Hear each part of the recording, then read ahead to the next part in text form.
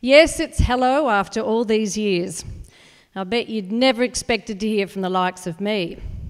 Then again, I don't suppose you ever had even noticed I'd gone. I always felt you'd placed me in the too hard basket. I was never satisfied by what you offered, and that's why I left in the first place. How ungrateful, hey? Home to the biggest roller skating rink in the Southern Hemisphere. Surely you were everything a girl could have wished for in the 80s.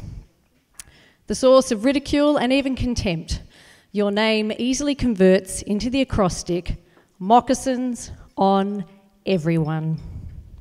An image that embodies the security of the Bogan Pack identity. Good old Moe. But you weren't always like that.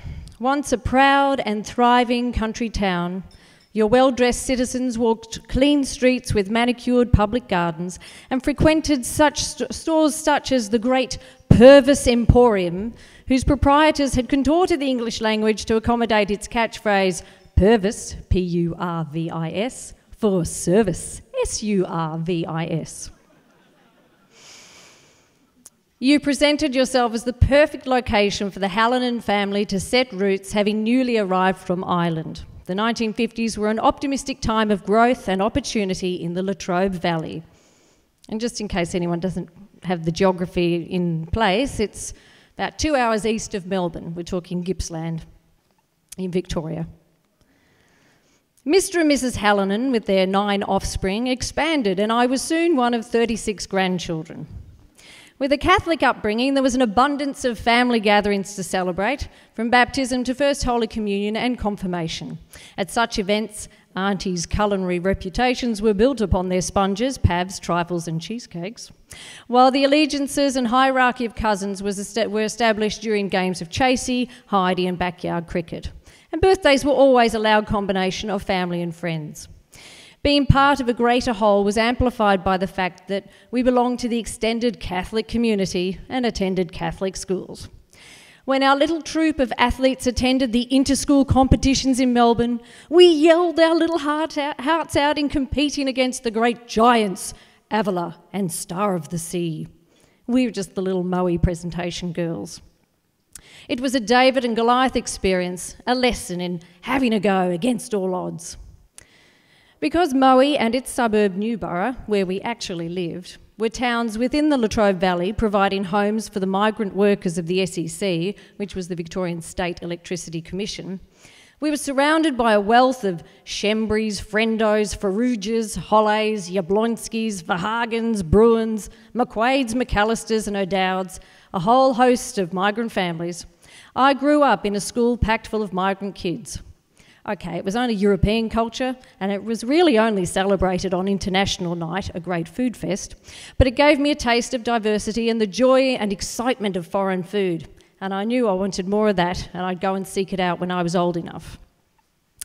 You provided the landscape that set the tone, the far reaches of outer suburbia, the Latrobe Valley. And for me, it was a mediocre world, somewhere between the city buzz of Melbourne and the beauty of East Gippsland. I always resented the fact that I could never say I grew up in country Victoria. I wasn't brought up on a farm or in amongst the dramatic, lush beauty of East Gippsland. I never had a sense of closeness to nature. As a young teenager, I'd sit up on our back fence and look out beyond suburbia to the start of the great dividing range, the Baw Baws. I yearned to escape to the wilderness, and yet, in reality, I knew nothing more about it than what I'd seen in the sweeping romantic drama of the film The Man from Snowy River. I always felt slightly in awe of the bush, and to this day I still do. I always had a sense that there was something more, way beyond Moe.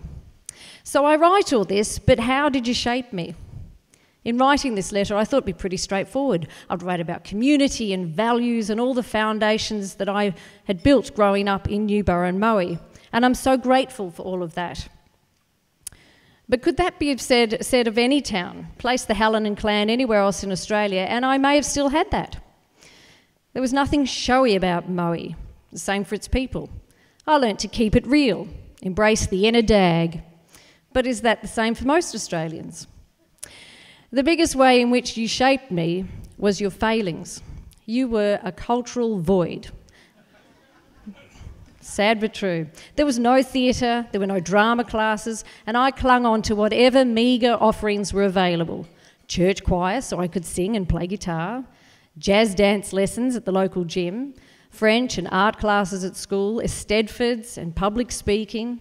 In Year 11, I dropped maths for art history. Other than teachers of my favourite subjects, my greatest ally was Danielle, and together we would scour the op shops for classic coats, shirts and dresses. We'd create paint-splattered T-shirts inspired by Kandinsky prints, a riot of colour. Well, it was the 80s. The inner chorus urged us on, dare to be different. And it wasn't so much a protest, it was something far deeper, a search for identity and place. And I never felt I could shine. It was seen as showing off.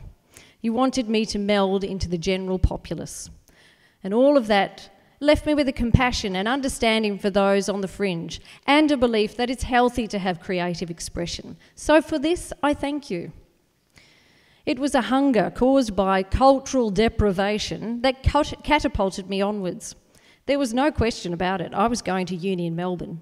And to this day, I feel much more at home in Melbourne and London than I do in Newborough or Moe. In fact, 2 years ago, after having made a trip to the Latrobe Valley, I sensed a growing relief as the train brought me back into Melbourne, and I can distinctly recall feeling that I was back where I belonged. In leaving you, I was always seeking to find the place in which I truly belonged. As a creative soul, I'm always striving for ways to understand and express that.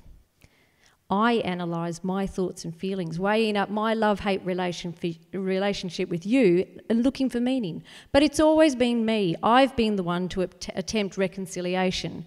When I visit, I have to seek out the lowest common denominator so we can relate.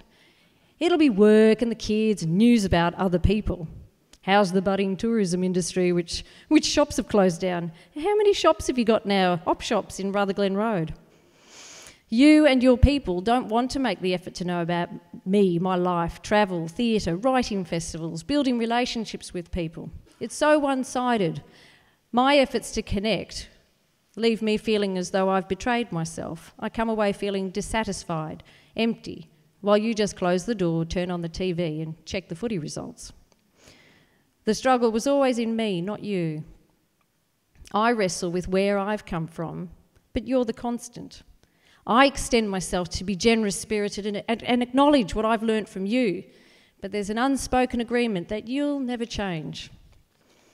You couldn't, so I made the choice to leave, which stretched me beyond my comfort zone and had my eyes, ears, arms and heart open to the world. And I have experienced so much more than you could have ever offered me, and for that I'm truly grateful.